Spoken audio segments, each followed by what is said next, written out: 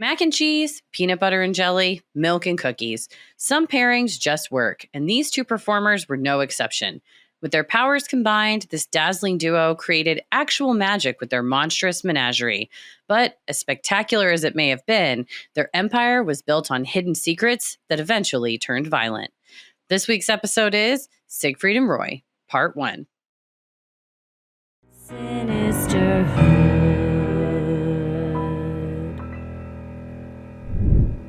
I don't want to be a nag, but we were not included in that as two things that just go together.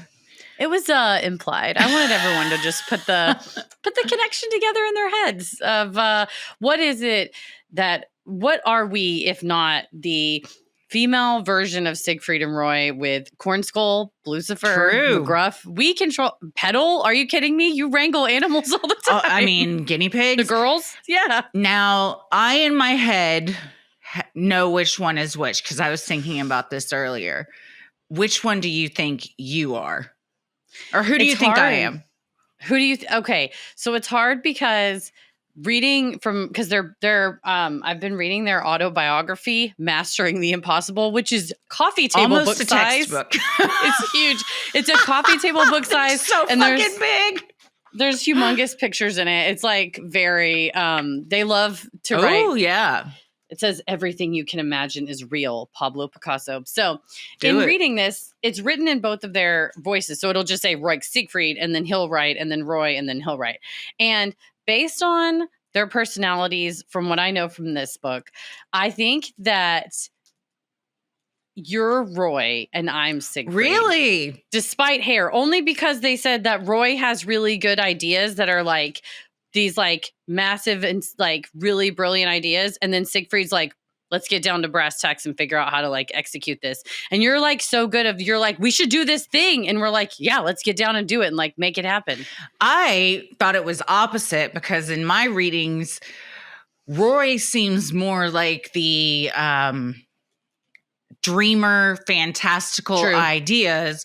And Siegfried is more, I can't say pragmatic because this act is nothing about this is pragmatic, but it seems like at times he was having to rein Roy in. But you know what, that's a good point. We all got a little bit of both in us. Maybe we're a little bit of both. There is an incident, I don't want to spoil it, but there is an incident involving a cruise ship early on that once y'all get to it, I will have to say I am absolutely the Roy in this situation. And I absolutely would be like, come over to my cabin and see what I have. So let's just pause until that. And then you, the listener, can decide who is hoops between us. Yeah. And you can also decide, is that going to happen when we go on Crime Wave at Sea 2025?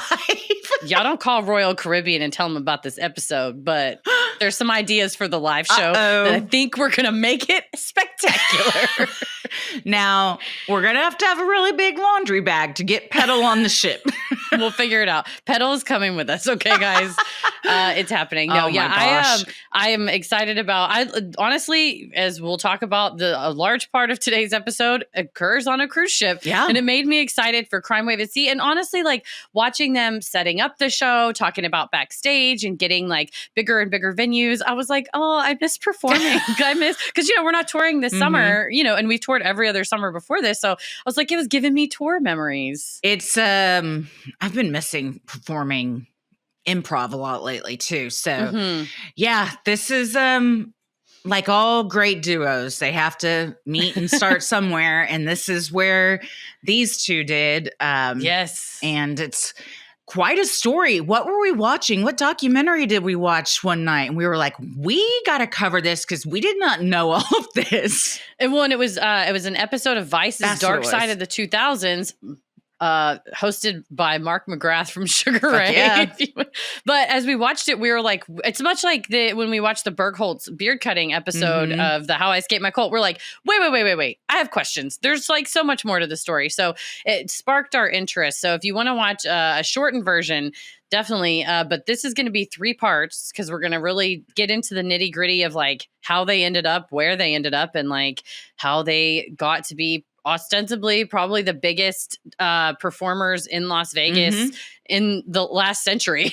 They had Truly. basically a foot, like, once they got to Vegas, they always had like a residency. Now, like, performers are like, oh, if you can retire and get a residency in Vegas. They stayed at residency level because they were just staples of the whole town. And it was very cool looking at old photos from Vegas and the Strip from the 70s when they're doing like photo shoots. And I also read a quote that said, Vegas is the least sentimental city in the country because they will just tear shit down. And I thought, I never really thought about that. But yeah, I guess they always want the newest stuff.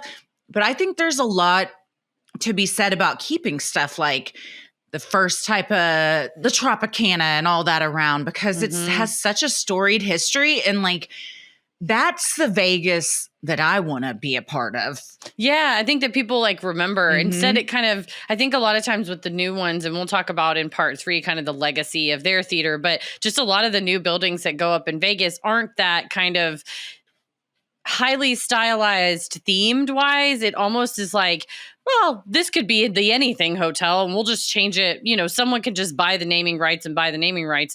And back then, I feel like, especially as what we'll kind of get into the 80s and 90s, it became sort of like destinations and very thematic. And it's almost like that's getting wiped away in some ways. And so hopefully maybe this will bring some nostalgia and we'll get some more nostalgic kind of Vegas stuff. I never saw them. I know, I didn't either. I saw their tigers. I remember seeing them at the Mirage.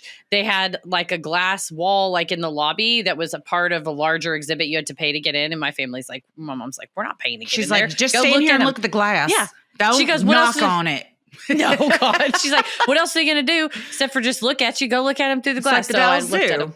I did get to see him through the glass, nice. Which was exciting. I mean, I bet there's somewhere. That's how pictures. I only want to see these big cats. No, we'll get to, they liked him up close and personal, Siegfried and Roy. We talked about it on Sunday Scaries last night, with no one even knowing we were releasing this, because someone sent in a video of big cats, which I think I've decided of all the animals that I could possibly encounter, is it likely? No.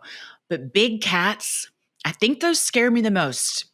It's the combination of like speed and the potential of swiping. Yep. So they have the claws and the teeth with the jaws that open like wide enough for a throat or a head. Yeah. And they can jump real fucking far too. So because I was reading and climb book about, they can do fucking everything. Also swim. Yeah, so you're done. You're host. I was reading a book with Simon about jaguars, and it was like they wait for their prey in the trees and then pounce on them when they walk below. I was like, yeah, so do like mountain lions and bobcats and shit and stuff like that just terrifies me. Like you're just minding your own business and all of a sudden a giant mountain lion is on top of you. No, any type of these cats. Yeah, we'll get into some of because they didn't just choose tigers. They were like open to any type of cat. And sometimes the tiger chooses you. Honestly, it feels like it for real. The life, that tiger life. Well, before we get into this, we've been neglecting to mention that we got some exciting stuff up on Patreon right now. We're not touring this summer, like you said, but if everybody's itching to get a tour show in, what could they do? You can head over to our Patreon where you can purchase Full Moon Energy for the witchy price of $13. If you're on the Patreon app on an iPhone, you're going to see it's $19. That extra money goes to Apple, and we can't control the pricing on that. So go to patreon.com on a web browser and buy Full Moon Energy, and you can watch the full show as it's streamed on whenever we streamed it on back in October on the Hunter's Full Moon. The Texas Theater. The Texas Theater. So you get to see the Duster, my special surprise for Christy. No spoilers if no one's seen it. It's iconic. And relive the That's magic. all I'm going to say. Relive the magic of that night. So it's all the fun of a live show at the convenience of anytime you want to watch it on demand. And if you were at the show or you watched the stream when it originally aired, you can kind of go back and watch it. It's a little bit of nostalgia. But thank you to everybody who's begun listening to the show. We have a lot of new listeners. Welcome. We're so glad you're here. And if you missed us and want to know what a live show is like, go check it out over on Patreon. There you go. Well, I'm Christy. Wait. I'm Heather. Well, What? I'm Siegfried. Und I'm Roy. I've been looking forward to the German accents, I gotta say. My German accent. It's one of my favorites. I'm Roy und I'm Roy. And let's get into it. Siegfried Fischbacher was born in Rosenheim, German in 1939. He was raised in a strict Bavarian way, with a mother who rarely showed affection and a father driven to drink by his service for Hitler in Russia during World War II. When his father and others returned from battle, Siegfried wrote, "It was as if they brought the war home with them." Siegfried believed his mother, a devout Catholic, would never divorce his now violent father. Instead, she resigned herself to a joyless life, raising the future magician and his 2 older siblings basically on her own. When he was 8, Siegfried yearned to buy a magic book he saw in a store. Without the 5 marks to buy it, he asked his mother, who had barely enough to feed their family. Walking in the street later, he spotted 5 marks on the ground. He spent it on the book, but was greeted by an angry mother at home who was convinced he had stolen it. Siegfried, meanwhile, was convinced it was a sign and that he was meant to have it because he just yearned for the book and the money appeared. That sounds like something I'd do. Right? Yeah, it's like, I could use this on bread or something that we all need, but I'm going to go buy a magic book, and look what that led to. It's his dream. Mm-hmm. Siegfried spent all his free time memorizing tricks, like making a coin disappear in a glass of water. His normally angry dad was amazed, and Siegfried later wrote in his memoir, "His astonishment suggested I had done something he couldn't." Siegfried's love of magic was only matched by his love of performing. Like many other kids with dads destroyed by war, he found solace in the village priest, Father Johann. To give the local children entertainment, the priest staged plays in the churchyard, and Siegfried loved any role he got. Father Johann also took Siegfried to his first real magic show in Munich. And that's what he said, that his dad didn't give a shit about him. Basically, he was like, me and my siblings could have just not existed and my dad wouldn't have noticed. But he said the second I did magic, he was like, do that again. Do something else. Show me something else. And he was like, from there on, I was like hooked. He was chasing that dream too, and that feeling, which is so sad that literally a desire for your father's love and attention propelled you into an illustrious career. Right. Yet you still didn't get that one thing you were wanting.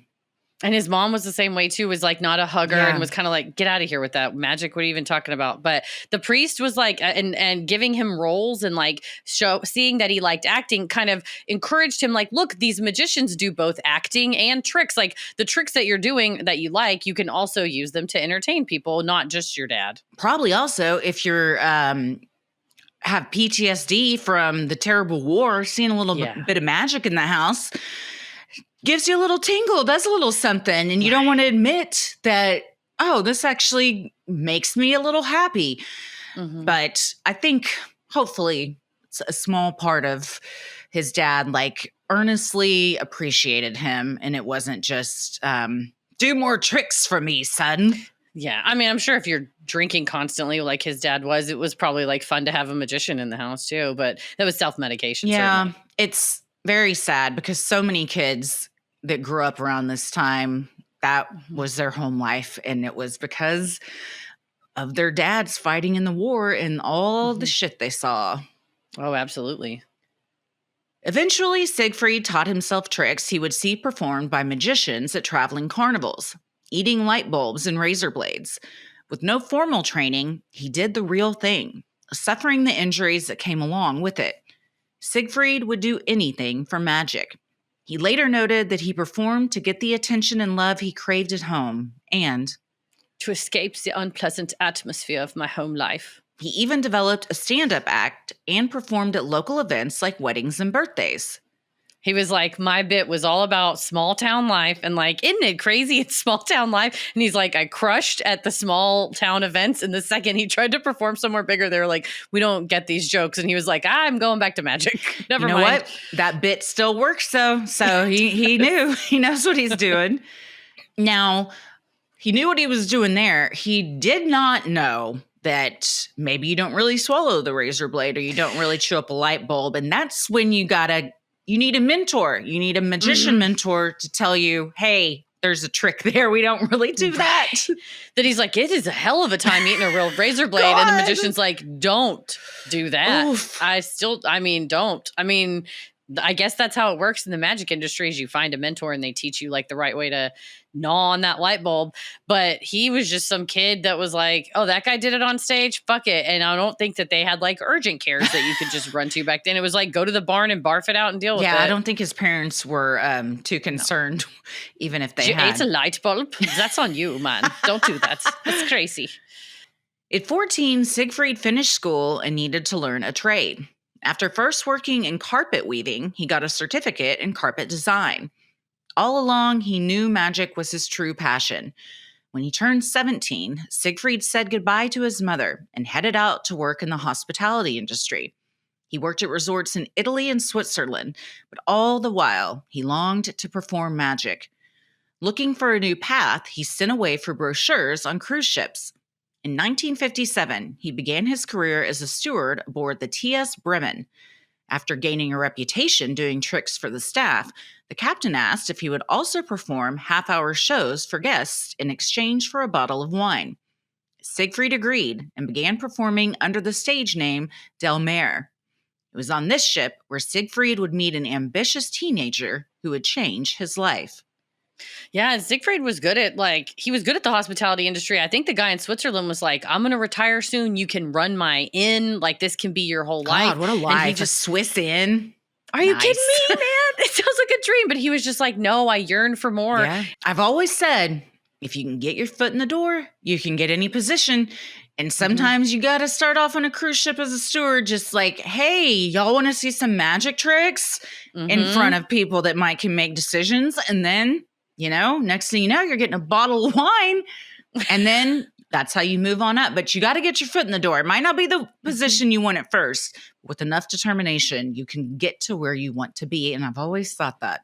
No, it's true. Doing card tricks literally he sat down in the galley where no one could see him except the other staff. And then it was this big buzz around him. And anybody's going to look to capitalize on that. And you got a good looking kid in a nice suit who can do sleight of hand. It's like, the passengers will get a kick out of that.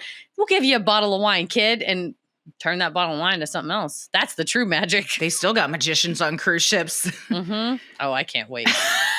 And if they don't on the one we're going on in November, I'm gonna learn some tricks. Newsflash, you got 2 now because we will be performing tricks of some sort on the Lido deck. Everything I'm doing is happening on the Lido deck.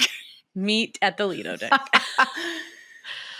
Roy Horn was born October 3rd, 1944, as bombs fell on the city of Nordenham. When his mother went into labor alone at home, she left her 3 older sons safe in the basement and rode a bicycle 15 minutes to her sister's house to get help delivering little Roy. Like Siegfried, Roy's father served with Hitler's army in Russia, and upon return, not much was left of the once successful orchestra leader, who became violent and started drinking. Roy's parents divorced after his older siblings moved out. His mother married a new man who lavished her and little Roy with fancy parties and a lovely home life. I've never given birth, but I've never been in labor. But a 15-minute bike ride while it's happening, while bombs are falling? If you said, name the top 3 worst things that you could imagine having to do, riding a bicycle down, I don't know, a cobblestone dirt path, 15 minutes in labor is in that top 3. For sure. During an air raid. Yes, while it's like shit is falling down around you and you're like, well, I can't do this by myself at home. Yeah. Damn.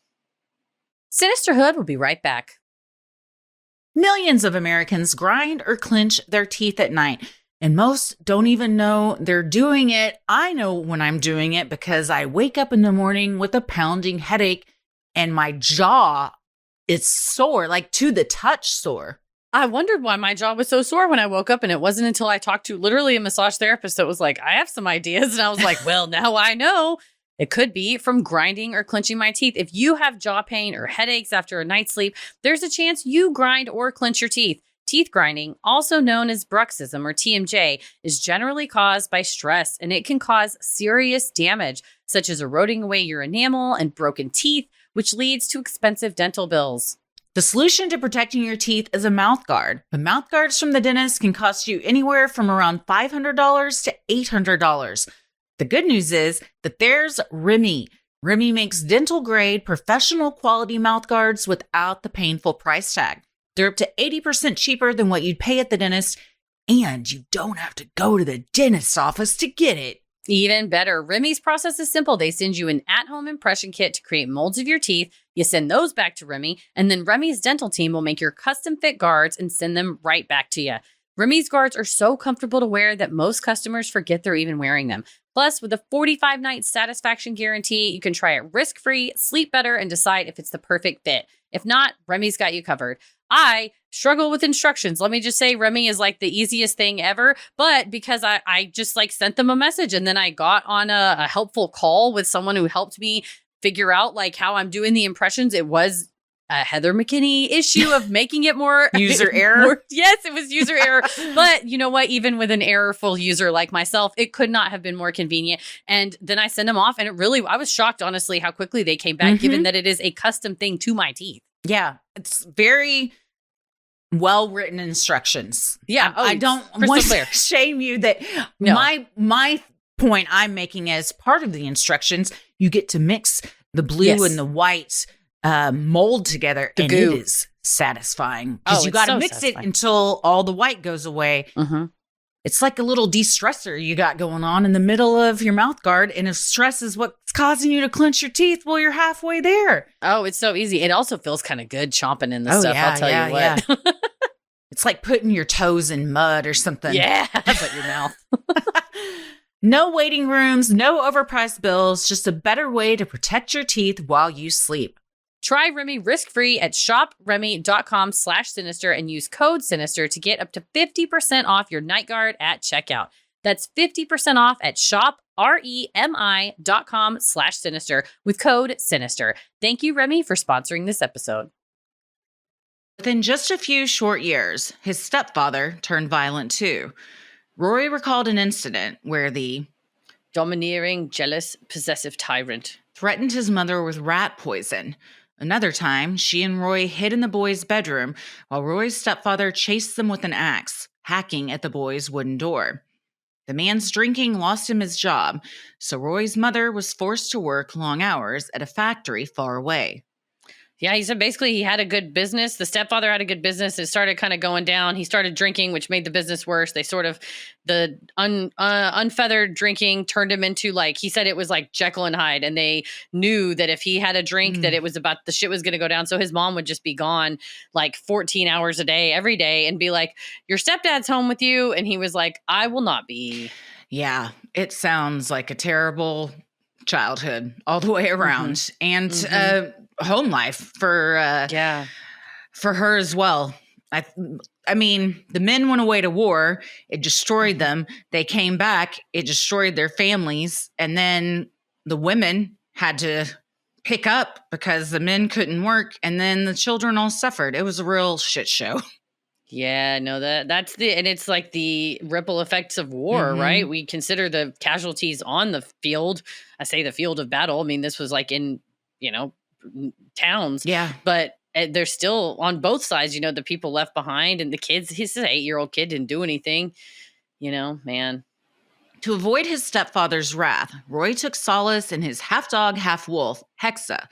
She offered her furry comfort to the boy when he would cry at home and protected him on long walks in the German hillside. Once, when 8-year-old Roy got stuck in a reed swamp, the dog ran off, returning minutes later with 2 farmers. The men pulled Roy to safety and told him to be grateful for his dog, who barked at them relentlessly until they followed her to his location. For him, this was like his, what was the dog's name in Peter Pan? Like Nana? That's the dog. I mean, just like took care of him. Oh, yeah. I was also thinking Lassie. Or Lassie, yeah. Animals just know. They know some. These guinea pigs aren't going to come to my rescue. But, he, from a very early on, just had this special connection with animals, and Hexa which is German for witch, realized he's in trouble.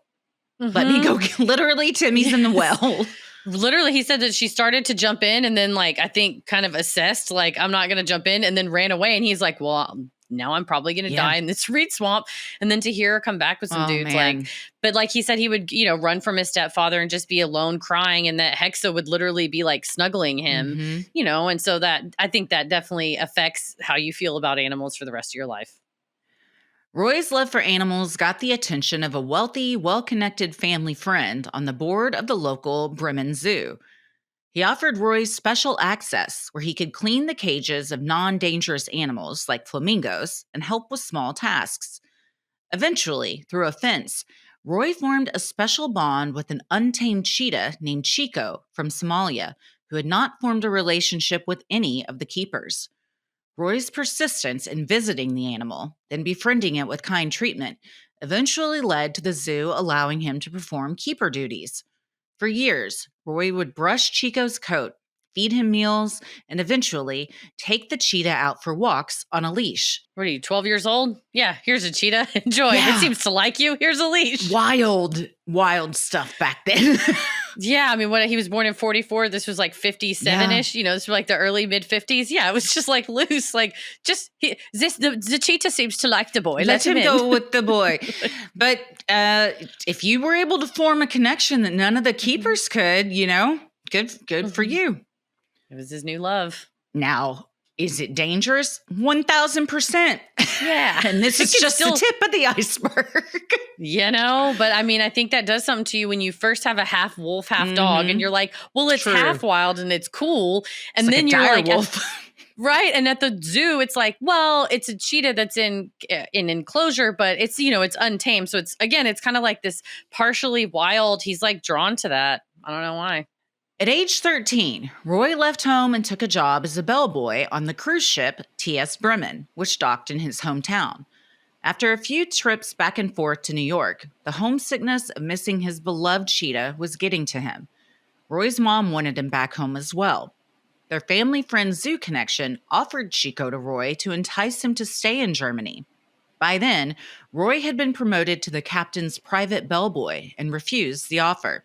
He continued his frequent journeys, but always stopped at Chico's pen first when he docked. Also, you have a 13-year-old son whose job is to go from Germany to New York on a cruise ship for weeks at a time. Yeah. And then the way that you want to get him to stay is to go, can I give you a wild animal and then you'll stay?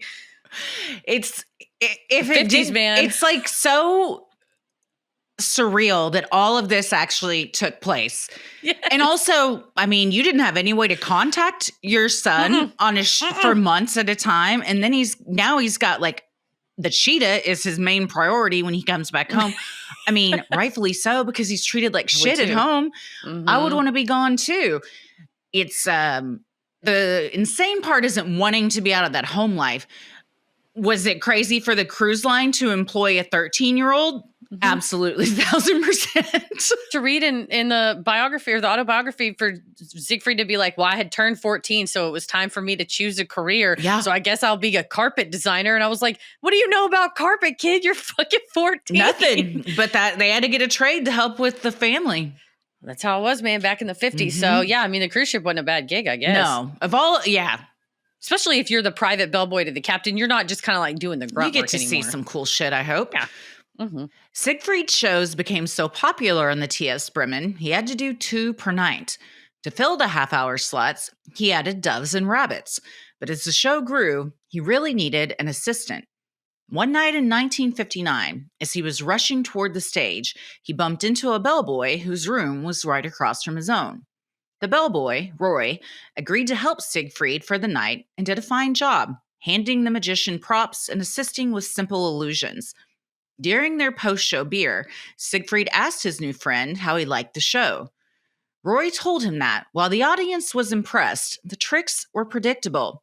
Siegfried was offended, later writing, This infant, was too young to understand my talents. Clearly, he was a smug little punk who didn't know any better.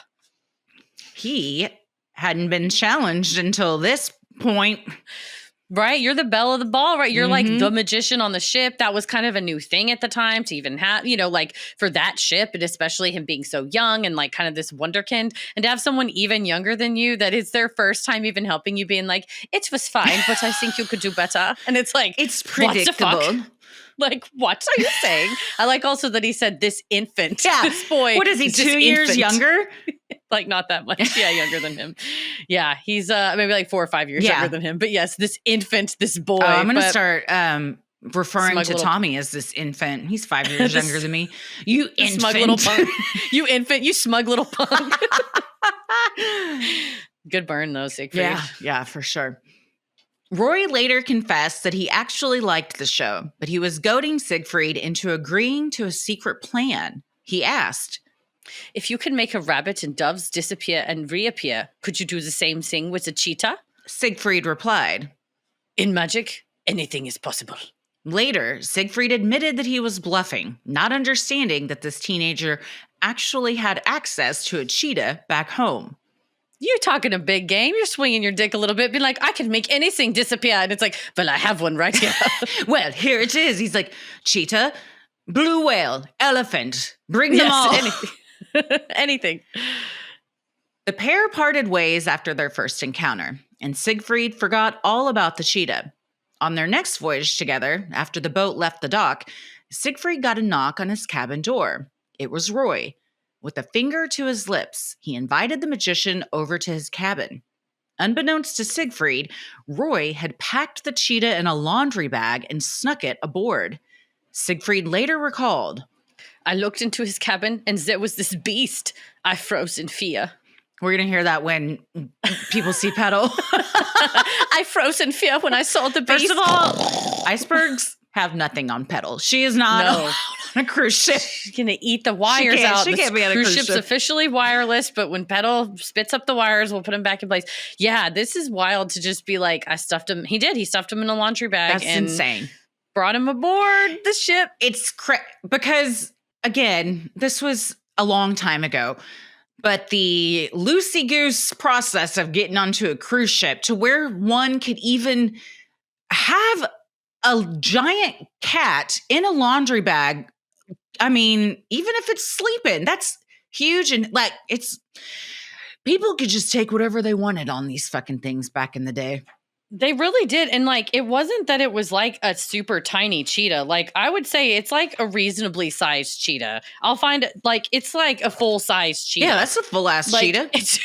It's like even a tiny cheetah, they grow up and fast, you know? But just even like a tiny, like you'd be like, oh, I got a tiger cub on a cruise ship. I'm less impressed than if you said I got a tiger on a cruise ship, or I got a cheetah cub on a cruise ship versus I got a full ass size, because the cheetah was 2 when Roy started working with them at like age 8, I think, and Roy was born in 44. So this was like 1954. Yeah, this thing was like 4 years old, 5 years old by then. I mean, it's like a full-grown cheetah that he fucking got on the ship. He's in a cabin, which those things are real tiny. And then also, what are you feeding it? I mean, you're feeding it meat, but like, how did you get all that on? Are you just taking it from the galley? Sneaking it from the kitchen. I'm very hungry again. They're like, that boy eats a lot of raw meat. It's weird. A new diet. Leave me alone. It is my diet. But we laugh, but it is like crazy for that poor cat, because it's like, first of all, any of us in a laundry bag, imagine you're a fucking huge cheetah. And everything that these folks do with animals from pretty much here on out, it's like, God, they must have been truly like blessed, doing magic. God was on their side or something. Because the fact that it didn't just eat Siegfried when he walked in the room. Yeah. Or attack him at the very least. Yeah. It's crazy. I got a question that we all have, and that is where to go to the bathroom. And he was like, it was in my cabin and it was terrible. It was awful. Because you can't walk it. Cat piss. If you took a regular sized cat on a cruise, I would know within 2 days that there was a cat on that ship, because cat pee has just a distinct smell. A cheetah full on pissing, like the amount that an adult would piss. When Petal pees, it's like listening to a grown man pee. It is like just whoosh, like a waterfall. And then it's got to poop. What are you doing with all these things? Yeah, it's certainly their cabin next door has got something to say about the kid is fucking stinky. Yeah. Hopefully they were in steerage at the bottom because they were the workers. So it's just like leaking a hole in the ship at the bottom. It's just it's corroding the ship. Yeah. And that's how it sinks because the cheetah pee ate through the bow of the ship. Feline piss can't eat through anything. Oh, yeah. Siegfried warned that they would be fired and kicked off the boat if the captain found out. But Roy's idea was to incorporate Chico into the magic show, dazzling the crowd so much that the captain would have to let them stay. It went with Roy's plan, and at the next show, Siegfried rolled out a box created specially by the ship's carpenter. During the finale, Chico popped out, secured with a chain. Roy was so surprised by the trick, he dropped the chain, leaving Chico to walk toward the edge of the stage. Roy accompanied him, and they ascended some stairs before leaving the stage dramatically. The audience went wild, while the captain asked him to his stateroom. Roy dropped the chain. I don't understand. I have a theory. I think it was intentional. Oh, that he dropped. He said he was surprised by it, and in their biography, he was just like, I panicked, and you asked for this. It was your idea. I mean, respectfully, I feel like this is where some of the Roy in you comes out. I feel like you could have pitched this idea, and the cheetah pops out, and it was like, oh, I forgot how fucking cool this was going to be. And you just dropped the chain. I looked away for a minute, and I dropped the chain, guys. Sorry about that. Yeah, I mean, I think he maybe did just get surprised by the illusion. But yeah, he's just like, oh, shit. And then it sort of, he said the people were gasping, and everyone was like so excited. The captain was in the room, though. Yeah. And so he did. So as the captain, imagine yourself having to go, oh, what? Oh, look, the magician has a friend. Oh, look, the magician has a box. They did a whole thing, and it was similar to a trick they would do, an illusion they would do repeatedly, where they would have a stuffy of a pretty big sized cheetah, and then they would put that in the cage, put the thing over it, pull it back, and then instead of a stuffy, it's a real cheetah. Great illusion. Yeah. But if you're the captain who's like, oh, that's fun, they've got a cheetah stuffy, I wonder what the fuck is that? A big cat on my ship? How did that get on here? And that explains the vinegar smell. Okay. No wonder we're sinking on the starboard side because there's a piss hole in one of their rooms from this huge fucking cat. But yeah, I mean, I'm sure as the captain, you're just like, well, we can't turn around because we're in the middle of the ocean right now. So I got to figure out what to do about this with the loose chain on it. Yeah. Yep. And you're also like, but goddamn, everybody loved it. Yeah. I mean, the crowd went nuts. Yeah, the crowd went nuts. And I mean, that's what they both said. They were like, the only thing that's going to save us is that the crowd went nuts. Yeah. Because they don't know that the captain doesn't know. Imagine if you did know that lore, it would be even more amazing. You're like, they got this on the ship without the captain knowing. And the biggest illusion of all was the captain's surprise. And he's like, come to my room right now. And you're like, truly it is magical to sneak a full ass cheetah on a cruise ship and no one notice. It really is. Sinisterhood will be right back. This episode of Sinisterhood is brought to you by Graza. It's that time of year, whether you're grilling on the deck or chilling at the beach, Graza is your one and only summertime, never blended, single origin olive oil. Graza offers 3 unique varieties for any cooking task. Brizzle, with a smoke point of 490 degrees Fahrenheit. Brizzle is perfect for grilling, frying, or crisping. They got Sizzle, 410 degrees Fahrenheit. It's your everyday hero for roasting, marinating, and sauteing. And Drizzle, which is my favorite, a bold and punchy flavor, goes great on bread. On my morning toast, I put a little feta on there, a little fried egg on top. You could also put it on ice cream, bread, classic potato salad. It's going to taste great regardless.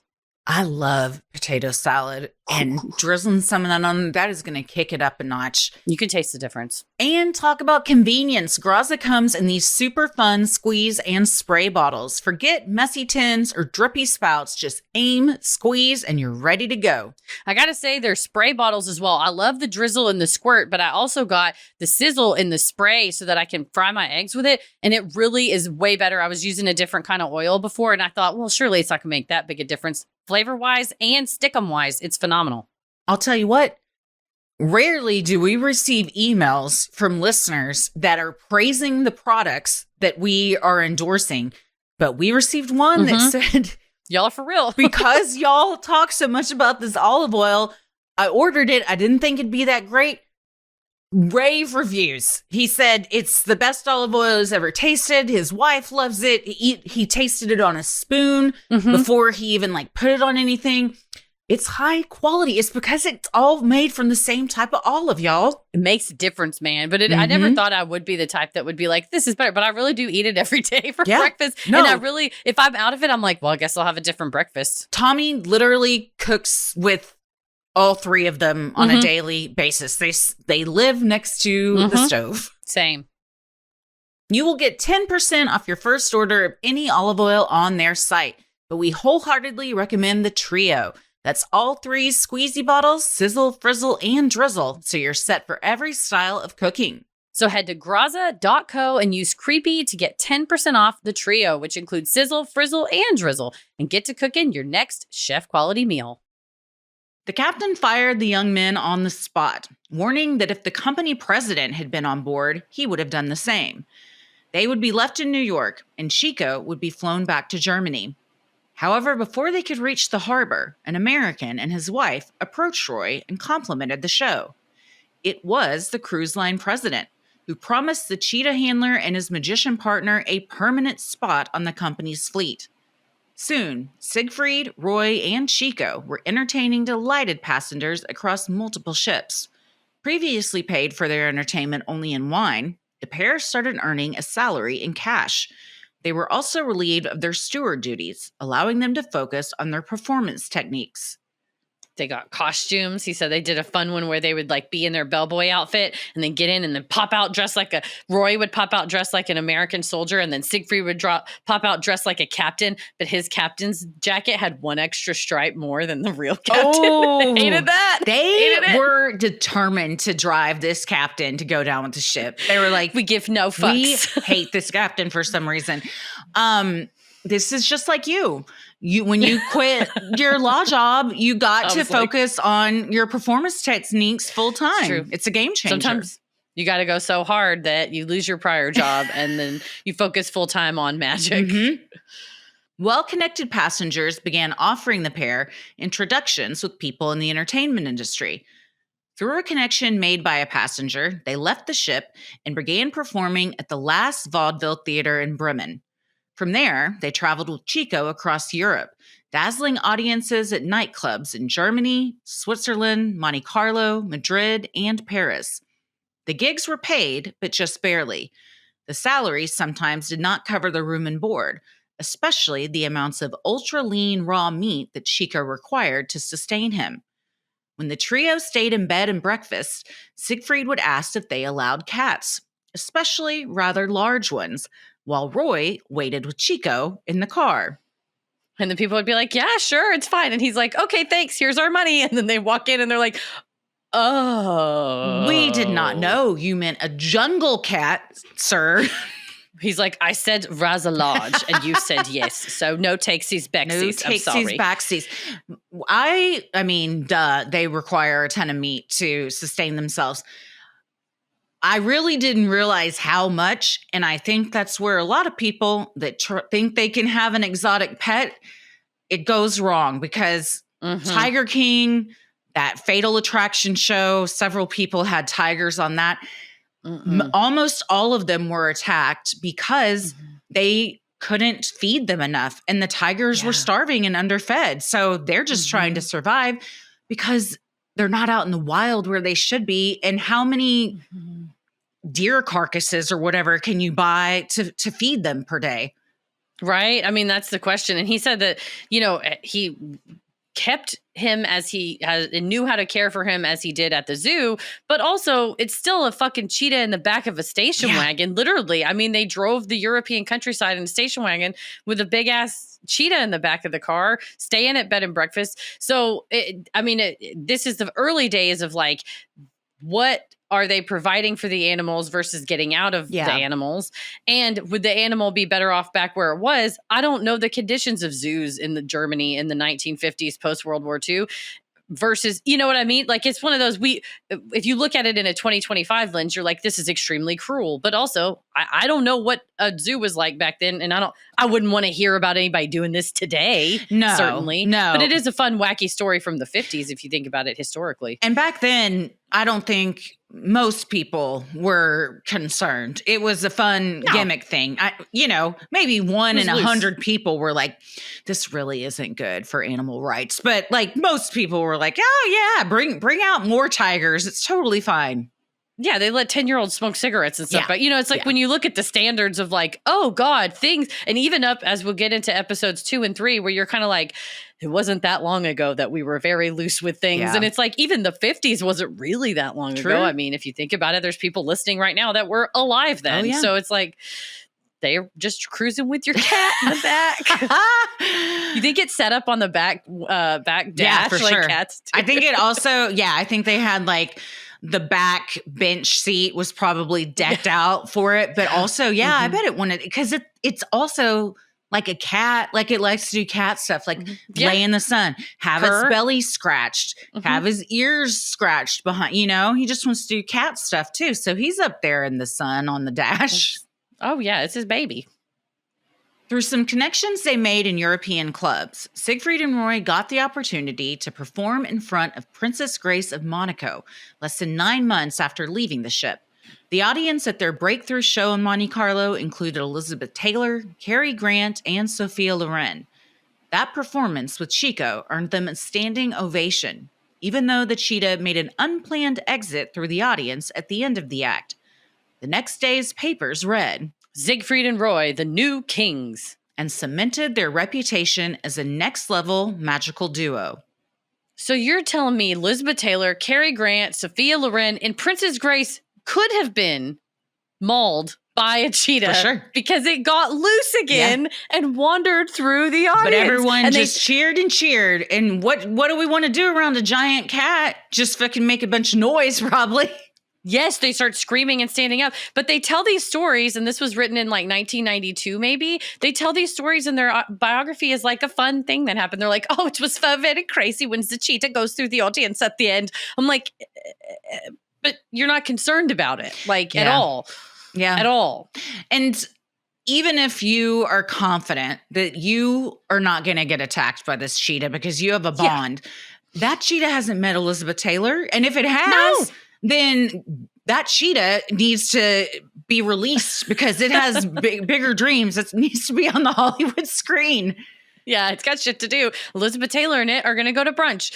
But it's like you can't know what it could do because you can't know what could set an animal off, including at one of the places they performed, the animal was getting really upset because, and Roy is like, I know it's because of the white jackets of the servers. Ooh. I know it's because of the white jackets. Because he said once a week I feed them chickens and that are white. And he said, I think the white of the feathers and the white of the jacket, I think they're getting triggered. Well, so put the servers in red jackets. And he goes, after the servers were in red jackets, then the animals weren't vicious again. And it's like correlation, causation. Like, do we know? Yeah. But that was his theory. So stuff like that's like, you can't know every trigger. No. Though. And if that's true, that just goes to show that like they are animals at the end of the day. And like they're apex predators. So if something triggers them or they think food, attack, threat, they're going to do that. And for me, if I was watching from the audience and see that they have this lovey-dovey, we can roll around with this cheetah on stage, my toxic trait is, well, I could do that too then. Yeah. So then when the cheetah runs past me, I'm trying to scoop up the cheetah and put it in my lap. I get bit. And then who's the idiot? Then whose fault is it? No, you're right. And I think they were one lady in a feather boa away from like shit going down. Cause it's like the cheetah doesn't know that that's not a big ass bird. No. Well, or it just sees like, instead of seeing red, feathers. It sees white. But red is crazy too, because that seems like it would be, with bulls, it's enraging. I don't know. So I guess it blended in with the background. Mm-hmm. After years performing together across Europe, the duo was invited to Las Vegas by a talent scout. Their first gig in the city was at a revue at the Tropicana. a glitzy but traditional Vegas show filled with topless dancers and Sinatra-style lounge acts. The inclusion of 2 German illusionists with the cheetah seemed risky, even absurd, in the era of mob-run Vegas. But that was their secret. They were something Vegas hadn't seen before. They weren't just another novelty act. Siegfried brought the polished, precise structure of classic magic. Roy brought in the wild, literally, with Chico the cheetah, the first in a long line of big cats who would define their brand. Roy's emotional connection to animals was immediately apparent and became essential to their identity. As Siegfried later recalled, "In show business, you don't have to be only good. You have to be different. And Roy brought the difference." He's right.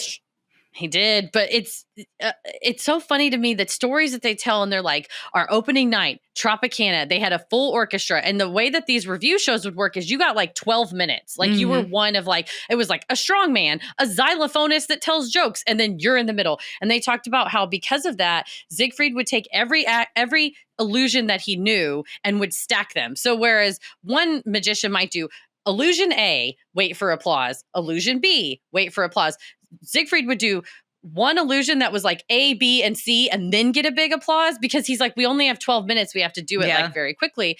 Well, with a full orchestra in front, conducted by none other than Ray Sinatra, who is Frank Sinatra's cousin. You have to have a score for this. Oh, yeah. And he said they love the music, but they're doing their first night. And guess what happens to Chico? You know how he loves to leave the stage on his own. Chico jumps off the stage, snatches Ray Sinatra's toupee off his head. 6 out of the 18 orchestra members drop their instruments and run because a fucking cheetah has dove into the orchestra pit and yanked their conductor's wig off his head. But the ones that stayed, I hope you're still playing today. You went down with that ship. They went down with the ship. Roy said, Ray, to his credit, was hairless, but he kept going. He kept conducting. And he said a dozen guys were left and they kept playing, and that the audience jumped up and everybody sort of rushed forward to the orchestra pit. I guess Roy jumped down, got the cheetah, ran off. But they said that was our first standing ovation. But I'm like, was it a standing ovation or was it everybody had to stand to go see did somebody's head just get ripped off? Yeah, they were fleeing to see if Frank Sinatra's cousin was okay. Damn, like, I'm glad it was a toupee. You would have been scalped. God, Christ would have almighty. Been mauled. That really would have, torn his head off, but luckily it was a toupee. The way that Roy told it was somehow Chico knocked his toupee loose. Somehow. I'm like, it sounds like he jumped and clawed his head. But that was like day one, and they were like, it's great. It was great work. So yeah, they became, they did a little time in Puerto Rico, got a lion down there. It got loose. I mean, it was early days. I think that they maintain this era of like slickness. Mm-hmm. Ain't no slick when you pulling off somebody's toupee. No, and I mean, there's only so much slick you can have when you're collecting giant exotic animals. Like you don't know. I mean, yeah, you worked at a zoo and maybe you've done some research on your own, but I feel like a lot of their knowledge was just kind of self-imposed. Like, I feel like I know what Chico needs, so this is what we're going to do with Chico. You nailed it. It wasn't just knowledge. It was like he didn't, and I don't think he was like, I'm going to go get a zoological book and like learn these things. I mean, I think he was like, what do they eat? And he would talk with veterinarians and stuff. But his like whole training technique is he didn't call it training them. He's like, I assimilate them into my life. I get assimilated into their life. It's a whole other, like, I invented this way of being with animals. And you're like, no, that's just a person who smuggled a cheetah ostensibly into the United States. Then they got a second one named Simba, which like way to have the name Simba back in the day before Disney. But because he's like, oh, I saw that, I think Chico's kind of sad and needs like a friend or whatever. So again, you're just like, now you just own 2 big ass cats. They like rented a house and were like, this is where they live with us. Also, I mean, I've brought animals home that were much smaller, like introducing the two to each other, and it didn't work out. And then you're like, well, or I got to keep them separated, or maybe like this animal has to be rehomed. That's a pretty big leap when you're like, we're getting a full ass lion. Hopefully they get along. Who knows though? If they don't, I guess we'll figure it out. Yeah, luckily the cheetahs, the duo of the cheetahs worked out, and then they added like a dancer woman to their act too and stuff. So it's like I think they were trying to like be a little bit less loosey goosey, but like your opening night, it gets loose. Like I don't feel like that. Yeah, no, foretells good for you no. in the future. It's also so crazy to me that like topless dancers at these things was just like the norm back then. Yeah. Yeah, it was like more often than not, the tits were out. Yeah. It's like you can go see a fucking cheetah rip somebody's toupee off, not just somebody, Frank Sinatra's nephew, his cousin rip his toupee off and multiple titties in one show. Yeah, all in one. And a guy telling jokes with a xylophone. Yeah, I mean, I'm not gonna lie. This is why I said Vegas can't tear all the shit out, because that's the Vegas I want to go to. I just want a time machine because I don't want it to happen again now, but I want to experience how it was and stuff because it can never be recreated. No. But what a time. And shouldn't. No, we knew. Because guess what? All that shit happened because it was loose because the mafia ran it. Yeah. So it was like, they're like, we're not going to have any laws against tits out because guess what? We're selling drugs back here, like and guns like and tits. Shit. Yeah. And we like cheetahs. This is the best thing the strip's ever seen. It was basically like a big drug dealer's living room. And they were like, show me more of the cat stuff. And you're like, okay, yeah, I guess. I love the movie Casino, Goodfellas, any type of mob movie, but especially ones, Goodfellas wasn't really Vegas, but Casino, like just that Vegas vibe. And yes, everyone was doing cocaine and there was a lot of nefarious things happening, but it was fun. I bet it was fun for a while, at least. Most things like if that you are could survive. To a point, and then you got to rein it in. No, if you could survive. That's one thing I'm very fascinated. Maybe we'll do an episode someday on like the Sam Binion, like the like in the real like crime syndicates that kind of ran things because I don't really understand enough about it, but I know that it existed, but I don't know. I only know what the television show CSI taught me. Go watch Casino and then watch Ocean's 11 and you're fine. Then we're good. That's everything. That's all you need to know. History. And plus with these episodes, there you go.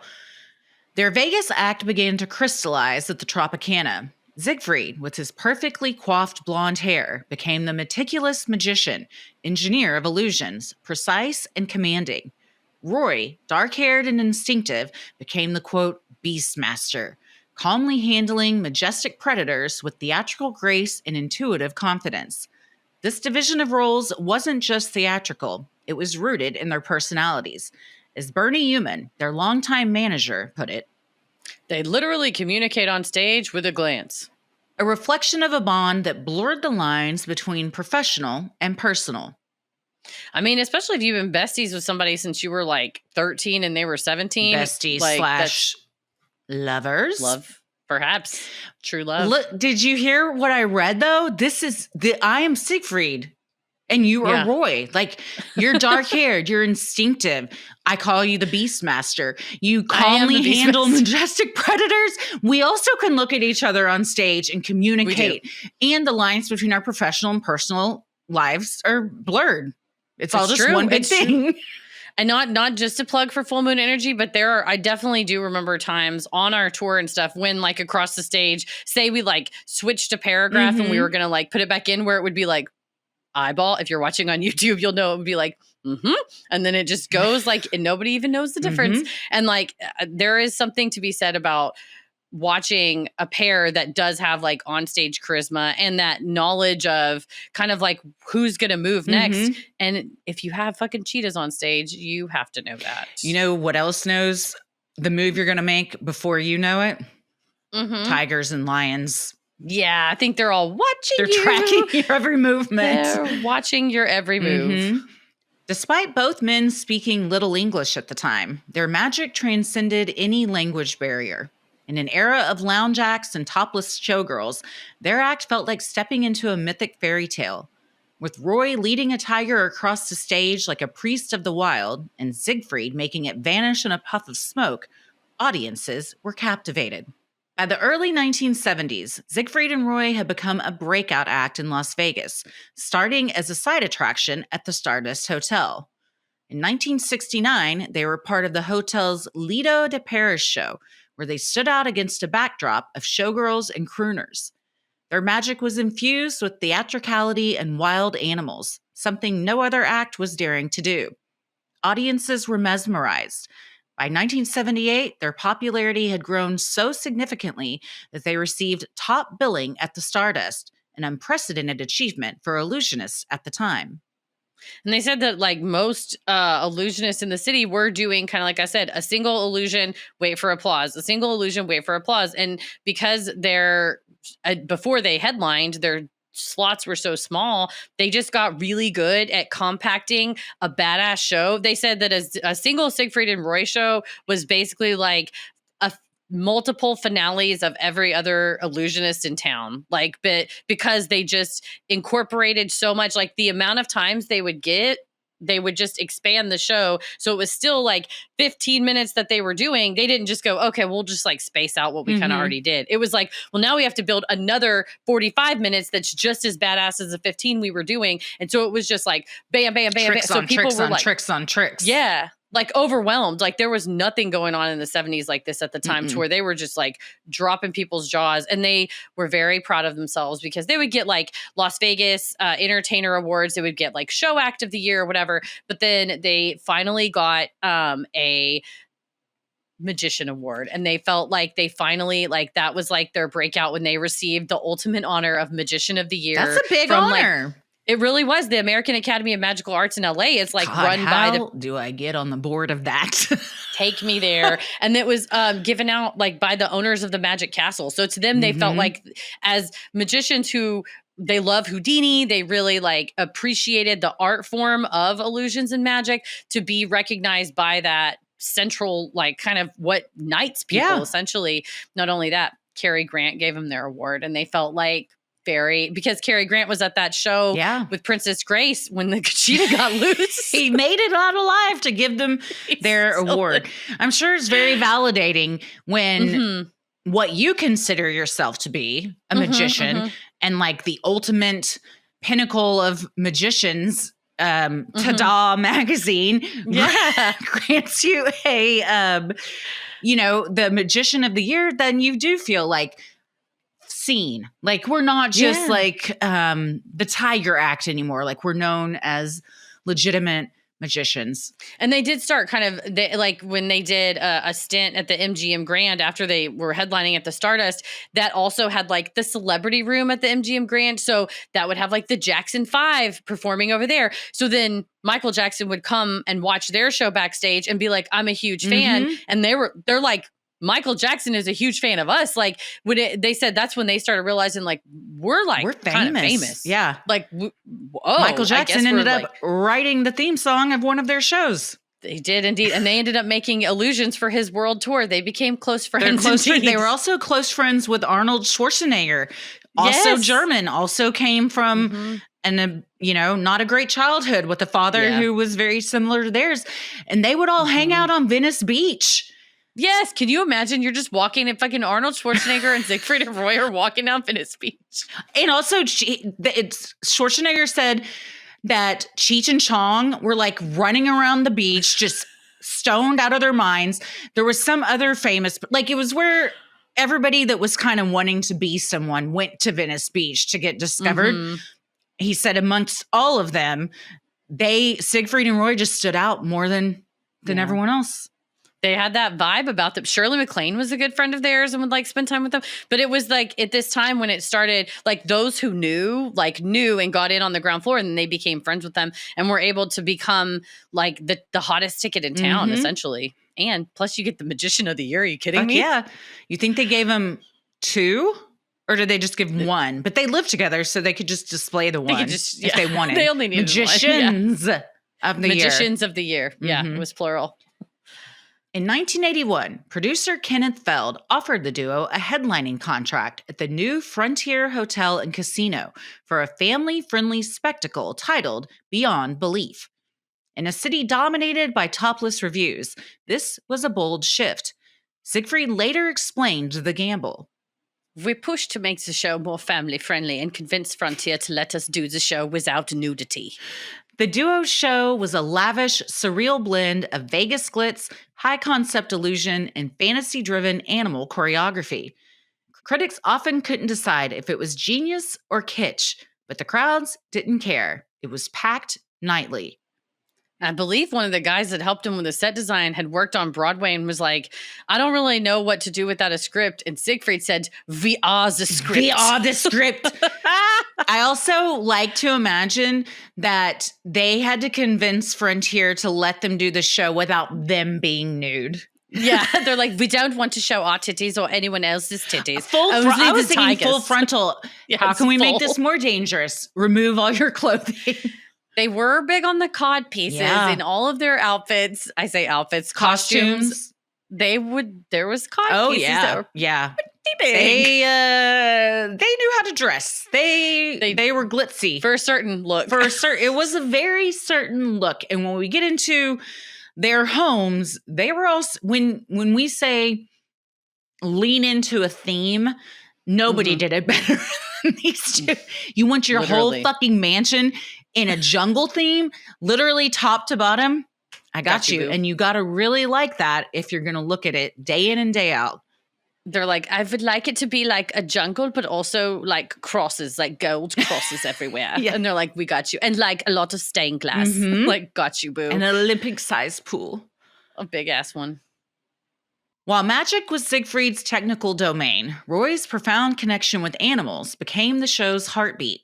What began with Chico the cheetah evolved into an entire kingdom. During the 1970s and 80s, their animal roster grew to include lions, panthers, leopards, and most famously, rare and awe-inspiring white tigers, which became a signature of their brand. And like we said earlier, like the training isn't, and by training, I mean like Roy's training, he doesn't have any. Like they had Chico, they got the second cheetah. He eventually tried to add a jaguar named Jamal. The jaguar was a single owner jaguar, and the prior owner's wife didn't like the jaguar and tried to, wanted to rehome it basically. And through a veterinarian, Roy got this info. He takes it out of the crate on his terrace, which was luckily an enclosed terrace. This was before they got their house. And the fucking thing gets pissed off and is loose on a terrace. So then he's like, I don't know what to do with it. He calls a lady he knows who's got a kind of an animal sanctuary on her own. She mostly was a Las Vegas stray dog rescue lady, but she also had a baboon that she kept as a pet. Yikes. Which was like she said it was a rescue baboon, but she came and put it on Siegfried's lap at some point, which Roy's like, there's the one thing Siegfried was afraid of was monkeys. He doesn't like a monkey. That's why they never ever had monkeys in their show, because Siegfried was afraid of monkeys. Interesting. But so Roy has to call this lady and is like, can you come help me with this pissed off jaguar that's on my terrace? They eventually worked with the California-based Jaguar Rescue to get it and take it home. So you have that. When they had gone to Puerto Rico, they tried to get a lion. And when they had the lion delivered to Puerto Rico, because they were going to practice with it at a resort in Puerto Rico before they had their big opening in Las Vegas, it got loose in the kitchen area. And so all the staff had to get away while he chased this lion around. He gets the lion, then take it on stage to perform. Then in 1976, which their biography conveniently glosses over. Yeah.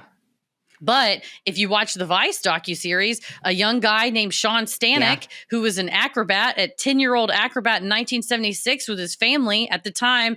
By 1976, Siegfried and Roy had a tiger, a lion, and 2 leopards. And kept them in these cages backstage. And before the show started, the fucking door was open. A crash happens. One of them gets loose. The handler's on his back because the cat got loose. And a leopard took this 10-year-old down and chewed on him. Yeah. He lived. Yeah, but he chewed on him. But imagine you're just walking down backstage where you're performing and you're expected to have to deal with that.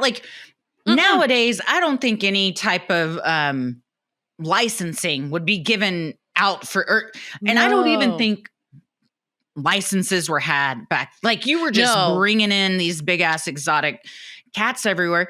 But it's not just dangerous, but unfair to expect other acts to have to acquiesce and possibly get killed or mauled just because they're there to perform. No joke, yeah. And it wasn't even like, oh, then the handler got a hold of the leopard. The kid's mom and some other performer in a totally different act drug this child to safety while a leopard, no shade on the leopard, because it was probably hungry, jumping out of its container, starts chewing on this kid. So he said he was bitten 14 times, suffered a lot of head and neck injuries, survived, has recovered 100%. I mean, it looks like it from, I can't traumatic speak for him. Though. But the whole experience, I'm sure, would fuck you up for life. But again, that kind of stuff either gets told, the tigers and lions and the jaguars being pissed off is sort of told like as an amusing anecdote in the book, or like, we had a cheetah in a bed and breakfast, wild stuff. And you're like, God help all of you that not more things like what happened to Sean Stanek didn't happen. Like, it's surprising. It was very... Cary Grant could have been chewed up. Yeah, Elizabeth Taylor, we could have never had white diamonds. Come on, imagine a world without white diamonds. It's conveniently, they made it seem like everything was great. But literally from day one, shit was not great. I don't think you can call your act a success. I mean, maybe because it didn't kill someone, but when it jumps in the orchestra pit and rips the toupee off Frank Sinatra's cousin, and then the other time you drop the chain and it runs off, like, you don't have control like you really think you do. There's a lot of arrogance and hubris that comes with thinking you can control all of these cats, especially when you start, I mean, at some point you have upwards of 20 at your fucking house. Like, I mean, even like this was 5 or 6 at the time. Yeah. It's crazy that you are scared of monkeys, but you're willing to have 5 fucking big cats with you all the time. I know. And even like saying, oh, it's all under control. It's under control. It's like, Roy even admits in the book, like, well, you know, when they got the gig at MGM Grand, which is where the mauling of the acrobat kid, Sean Stanek, happened. When they got that gig at MGM Grand, they went out and acquired for like $25,000, which is like, again, we'll get into the regulatory hurdles and whatnot, and like some of the laws that might have been at issue here in another part.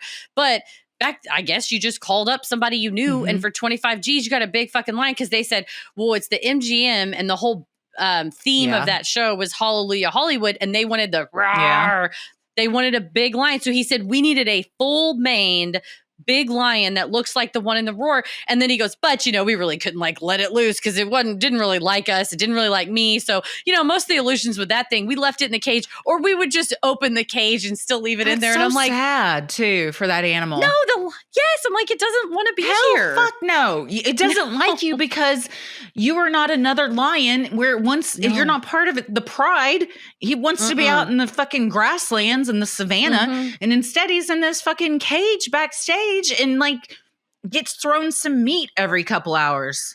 And you can imagine if the thing that lion is not thinking is, well, I got to be on stage in 20 minutes, so I best not bust out of here. It's just like the next second I see an inch, I'm taking it. And again, that's no shade on the lion. It's doing naturally what it's supposed to do. Lions doing lions. They're just living in the moment and instinctual and reacting in survival mode. Yeah, they can't be like, well, Siegfried and Roy just went on stage, so I have 15 more minutes before they'll be back. I'm going to get a quick nap in. Like, you know what? They're just like pacing and fucking amped up all the damn time. No, truly. I mean, just all that to say is like, as we get into parts 2 and 3 and like certain things that later happen in their career, it's just like not in a vacuum. Like the fact that they presented, and everybody that hired them, and I would love to see the contracts they signed as far as like who's insuring this. That's what I'm saying. There's no nets. There's like barely any like chains. Even when there are chains, sometimes we drop them and there's an oopsie. And it's like, it doesn't even matter who's on the other end of that chain. If a man versus a lion on a chain, and the lion's not going to just take off. No. And I guess it's the same thing with circuses. Oh, yeah. Which I am not a fan of. And most circuses now don't involve animals. There are still some.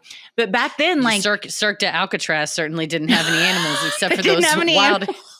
No, except for the guy that got into his whitey-tighties and thrust it in my face. That was an animal. He had an anaconda to the Men in Black song. Yeah, to the Men in Black 2 theme song. We are the Men in, or here The other comes, Men it's in not Black. We Are the Men in Black, it's Here Comes He the was Men not. in Black.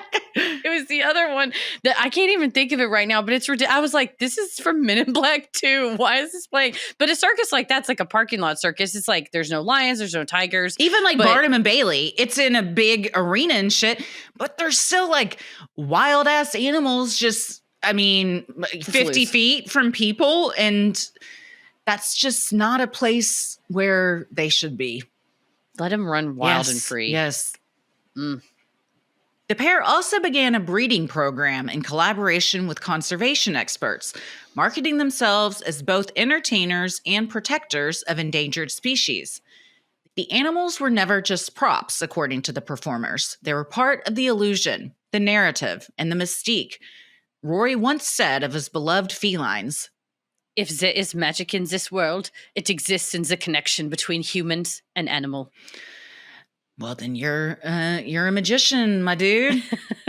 He really did believe this. And the white tiger, Centaura, I think we'll talk about it in the next part. But the like pure white tiger that was kind of like became their focus was part of this program that they partnered with and helped fund at the Cincinnati Zoo and worked with conservation zoos in India to try and figure out ways to increase these breeds. And part of that, though, was that, like, we will help you fund the increase of the breeds, but we get to pick the cub and take it with us to Vegas for a show. So then you start to go, is it really about conservation? Or you do, I mean, I don't ever think at any point Roy Horn did not love animals. Sure.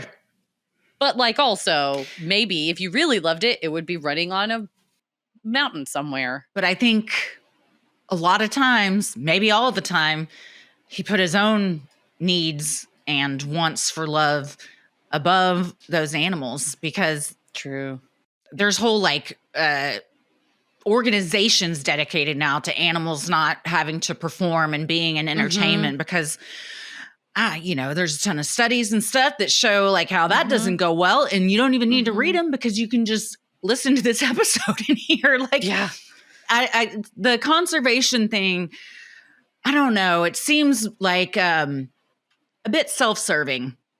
Yeah. Well, like I said, they ended up getting a really rare, pure white tiger cub out of it. So, And you get to say like, oh, we need more of XYZ. And then you just breed those. Yeah. That starts to become the question, right? Hopefully the conservationists working with them were kind of like, this is a deal we don't necessarily want to take, but like we need funding for this. But it's still rough that you have to make the deal at all. They had all that Vegas money. Yeah, and then it's even an option to have a tiger on a stage in Las Vegas, which in the year 2025 seems nuts. I have a question. Vegas is a city. No laws against having all of these as domesticated animals? At the time, I don't know what the laws were at the time, but we'll get into the regulations in part 2. We'll save all that. But that's a great question, and I'll make sure that we address that. And let us know too in the comments or send an email or whatever if you have questions, or throw it in the comments on Patreon of what you might want us to cover in the other 2 parts, because that's becoming part of my question is like, who'd you pay to do all this? Who got paid what to do all this? Well, when you run the city, I think everybody's turning, the other cheek. And also the mob is running the city. So also that they just want money and titties and lions, and they're getting them all. So they're like, do whatever you want. Monies, titties, lions. As their fame soared, Siegfried and Roy began constructing private sanctuaries that reflected their personal stories. Located in Las Vegas, the Jungle Palace estate was home not only to the duo, but also to their exotic animal family. The lavish, jungle-themed mansion featured mirrored walls and hand-painted murals, including one over Siegfried's bed of a younger, nude Siegfried, commanding 2 cheetahs on chains, staring down an evil sorcerer.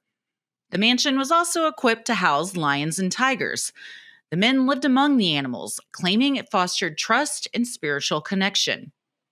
And they had, a whole pool area. It was a big ass pool with like what you would see at a zoo, where there's kind of like a cave that then went around into a closed in enclosure that then went further into. So, I mean, the cats had essentially a mansion. Then they also had areas where they could run loose, where Roy could go run loose with the big cats, which he did, and would ride on them sometimes. He was a little guy, but I don't think you're little enough to ride on a big ass Siberian tiger. That's what I mean, but you're putting your own wants and needs over what's best for this animal. And they would let them in the house. Like there's footage of the cat walking, like a 700-pound tiger walking up the stairs and getting into his bed with him to like meditate with him in his bed. It's a dope house though, I will say. The whole estate is badass. But the fact that there's like jungle cats there is not badass and sad, because it's like, as nice as the pool is, 4 or 5 lions in one area like that. I don't know about all that. It's a choice. It's also an environment I could never relax in. If I knew at any second I could turn a corner and there's a fucking jaguar staring me down, or if I just turn my back, a lion pounces on me.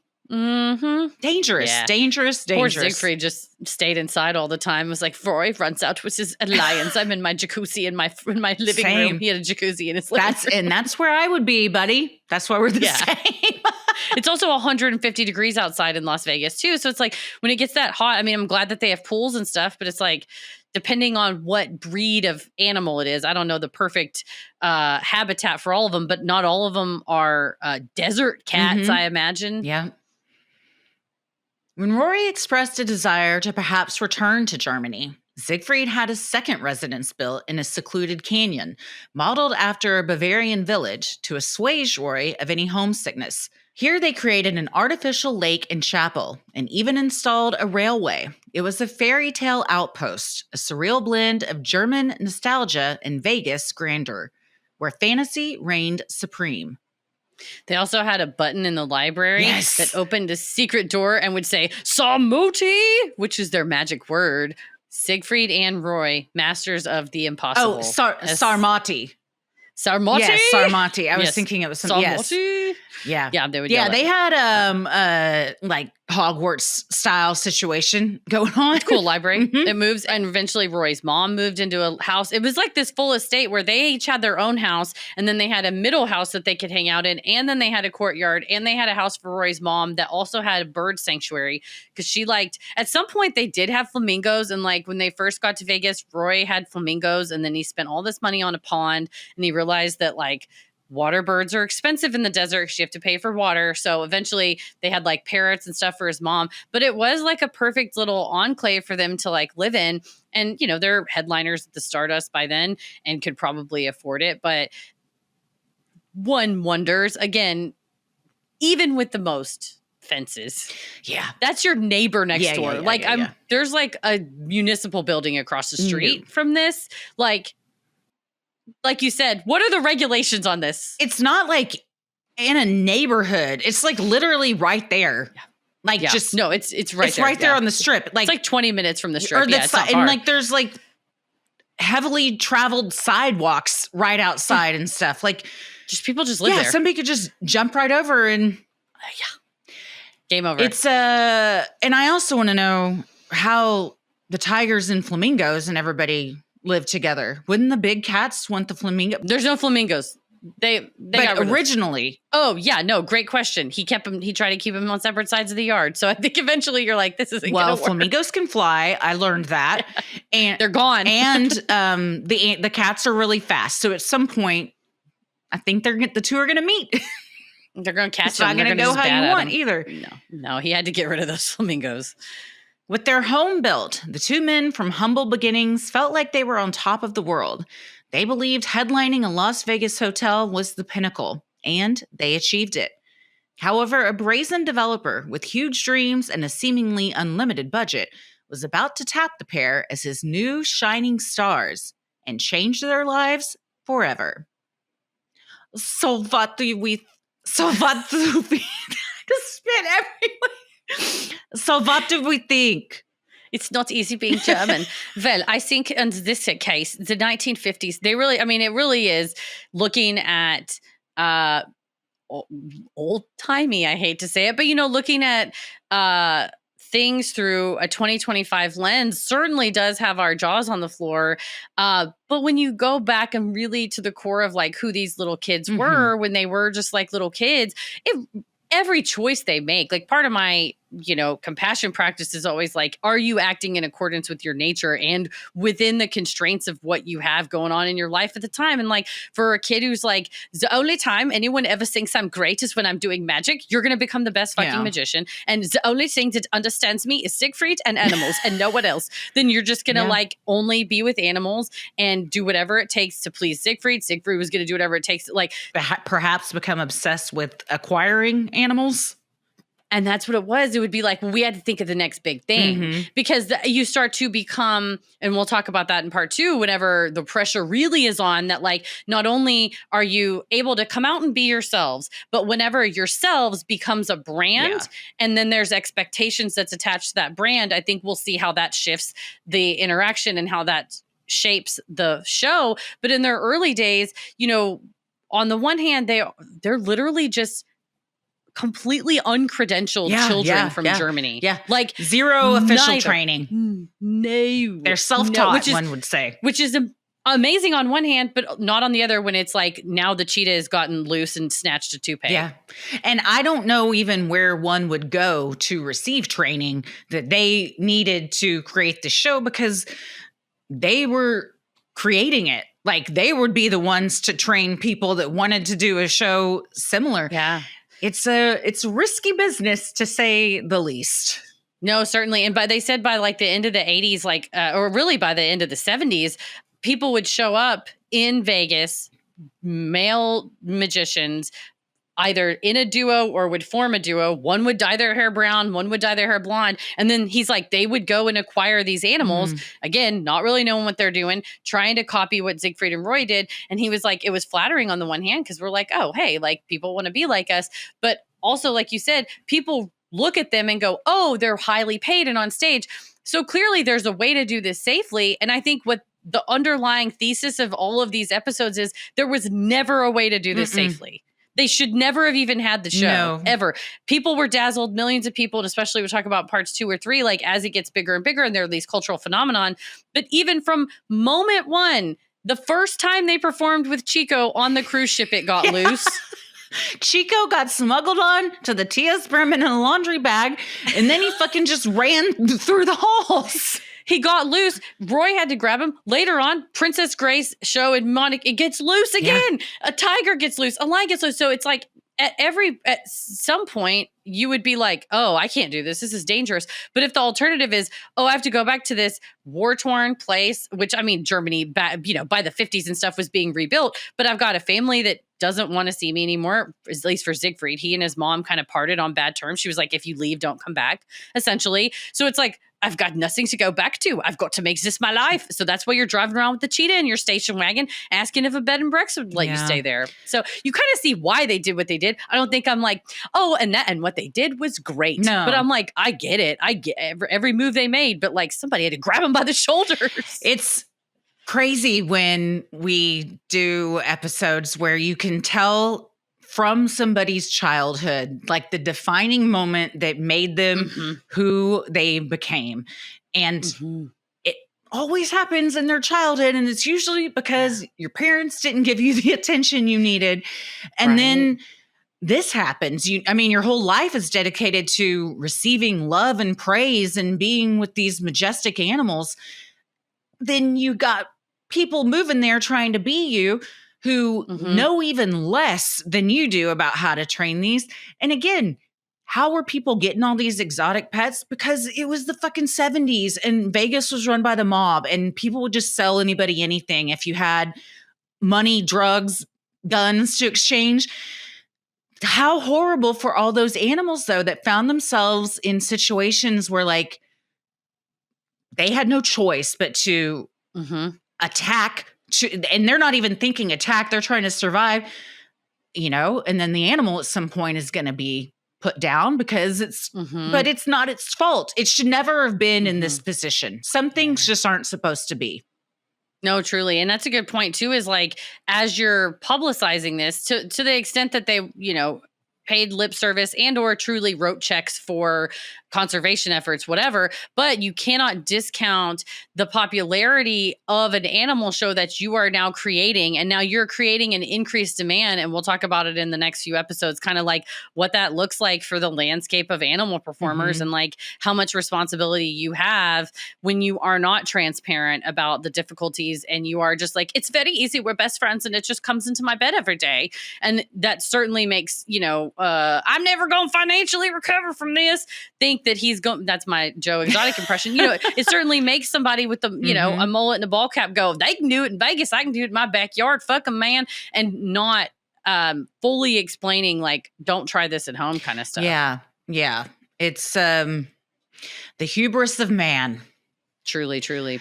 Well, there's part 1. We'll have part 2 and 3 in the upcoming weeks, getting even more into the trials and tribulations of the tigers, lions, and Siegfried and Roy. They say the original Tiger Kings, Siegfried and Roy, for sure. This episode of Sinisterhood is made possible with the help of our amazing patrons. If you're interested in supporting the show, consider joining our Patreon. You'll get access to ad-free regular episodes, weekly bonus content, you're able to vote on episode topics, join our monthly live streams, and more. Keep it creepy. Mwahaha.